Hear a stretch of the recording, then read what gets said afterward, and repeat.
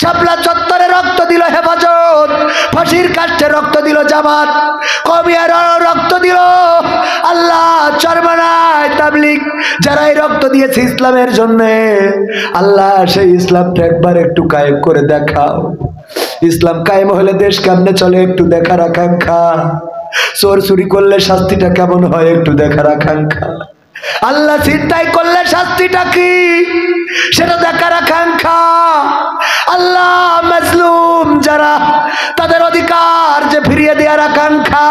আল্লাহ জুলুমবাজদের বিচারের কাঠগড়ায় দেখার আকাঙ্ক্ষা। আল্লাহ তোমার জমিনে কোরআন কায়েম করে দিয়ে আমাদের মনের আকাঙ্ক্ষাগুলো পূর্ণ করে দাও। না লানা কুনান্না মিনাল খাসিরিন। রব্বানা আতিনা ফিদ দুনিয়া হাসানাতাও ওয়া ফিল আখিরাতি হাসানা ওয়া কিনা আযাবান নার। ওগো আল্লাহ, তোমার কাছে দুইখানি শূন্য হাত তুলেছি। আমরা গুনাহগার এমন একজন ব্যক্তিকে নিয়ে তোমার পছন্দের বান্দা। আল্লাহ তোমার নবী বলেছে মাজলুম এবং তোমার মধ্যে কোনো পর্দা থাকে না। আমরা এমন একজন মাজলুমকে নিয়ে হাত তুলেছি। আল্লাহ কত জুলুম কত নির্যাতন সহ্য করেছেন। ওগো আল্লাহ, কত জুলুম কত নির্যাতন সহ্য করেছেন এই ছোট্ট শরীরটাতে, 3.5 হাত বডিটাতে, কত জেল কত জুলুম। আল্লাহ নির্যাতনের মধ্য দিয়ে এই পর্যন্ত এসেছে। তোমার মজলুম বান্দা আমাদের সাথে হাত তুলেছে। আমি গুনাহগার, আমার তো যোগ্যতা নাই।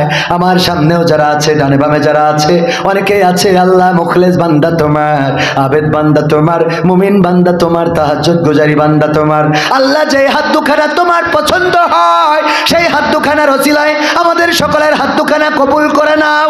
আল্লাহ আমাদের জীবনের গুনাহগুলো মাফ করে দাও।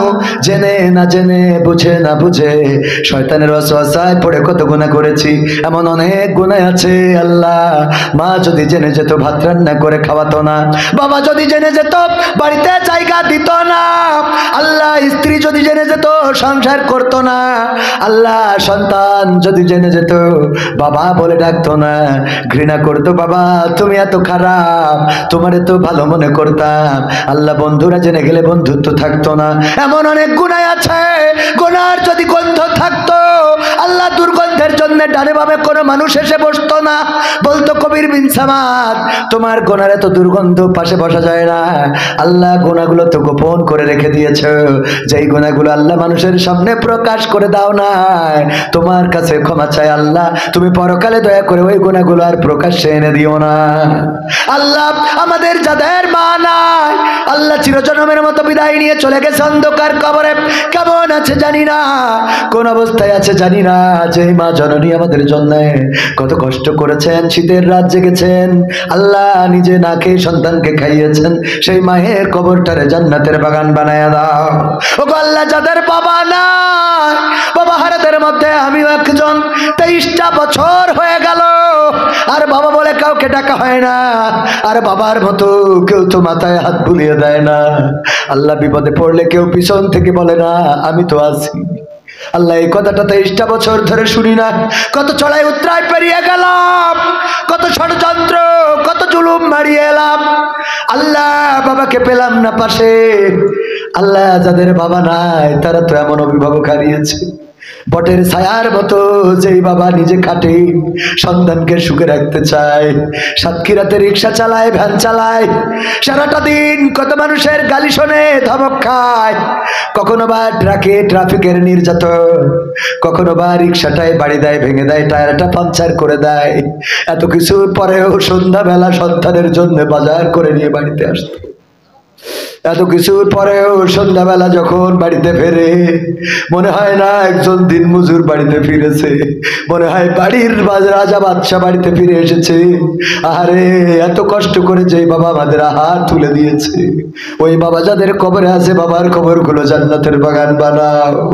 ওগো আল্লাহ, যাদের দাদা নাই দাদি নাই, বড় আদরের সম্পর্ক কাঁধে করে নিয়ে যেত, আল্লাহ এই দাদা দাদি চলে গেল, তাদের জন্য দুটি হাত তোলা হয় না ঠিক মতো, কবরের কাছে দাঁড়ানো হয় না, জিয়ারতটাও করা হয় না। আল্লাহ আল্লাহ তুমি দয়া করে সকল কবরগুলো তোমার কোরআনের মাহফিলের ওসিলায় ক্ষমা করে দাও।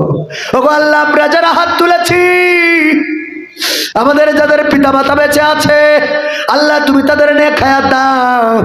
আল্লাহ আমাদের যাদের কলিজার টুকরা সন্তান আছে তুমি তাদের নেক হায়াত দাও। আল্লাহ মানুষের মতো মানুষ করে গড়ে দাও। আল্লাহ চোখের সামনে সন্তানের কোনো আগাবিগা দিও না। ও আল্লাহ তোমার কাছে কাজ করে ফরিয়াদ করি তুমি। আল্লাহ তোমার নবী দোয়া শিখিয়েছেন, আল্লাহুম্মা বারিক লানা ফি রজব ওয়া শাবান ওয়া বাল্লিগনা রমাদান।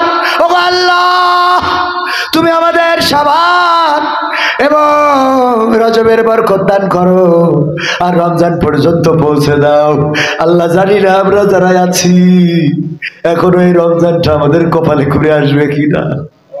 আল্লাহ গত বছর কত মানুষ রমজান পেয়েছিল, অবহেলা করেছে, আগামী বছর রোজা রাখবে এমন অনেকে আজ আর পৃথিবীর পরে নাই। আল্লাহ গত বছর যারা তারাবি আদায় করেছিল, আল্লাহ ইফতার করেছিল একই সাথে, আল্লাহ একই পাশাপাশি বসে কত লোকের সাথে ইফতারি করলাম, একটা বছর আসতে না আসতে কতজন কবরের বাসিন্দা হয়ে গেল। আল্লাহ যাইবা সারির সময় ডেকে দিত, ওকে খোকা ওঠো সারির সময় হয়েছে, ওইবার সারির সময় ডাকে না। আল্লাহ যাই বাবা আমাদের সাথে সারি করতো, ইফতার কিনে এনে খাওয়াতো, ওই বাবা আমাদের সাথে আর ইফতারে বসে না। আল্লাহ সবাই তো চলে গেল, জানি না আমরাও কবে চলে যাব। আল্লাহ তুমি দয়া করে রমজানটা আমাদের মাঝে করে দাও। আল্লাহ রমজানের ছিলে আমাদের জীবনের গুনাহগুলো ক্ষমা করে দাও। ওগো আল্লাহ তোমার কাছে খাস করে ফরিয়াদ করি, তুমি তো রমজানে কদরের রাত রেখেছো হাজার মাসের চেয়ে উত্তম, তুমি সূরা কদর দিয়ে জানিয়ে দিয়েছো। আল্লাহ হাজার মাসের চেয়ে উত্তম এই রাতটা আমাদের জীবনে দিয়ে দিও, একবার নয় দুইবার নয় বহুবার দিয়ে দিও গো আল্লাহ। ওগো আল্লাহ কোরআন নাজিলের মাসে কোরআন কায়েমের জন্য যেন আন্দোলনের শপথ দিতে পারি তৌফিক দান করে দিও। আল্লাহ এই জমিনে কোরআনের রাজ কায়েম করে দাও, সেই জমিনে তোমার প্রিয় বান্দাদের রক্তের দাগ লেগে আছে।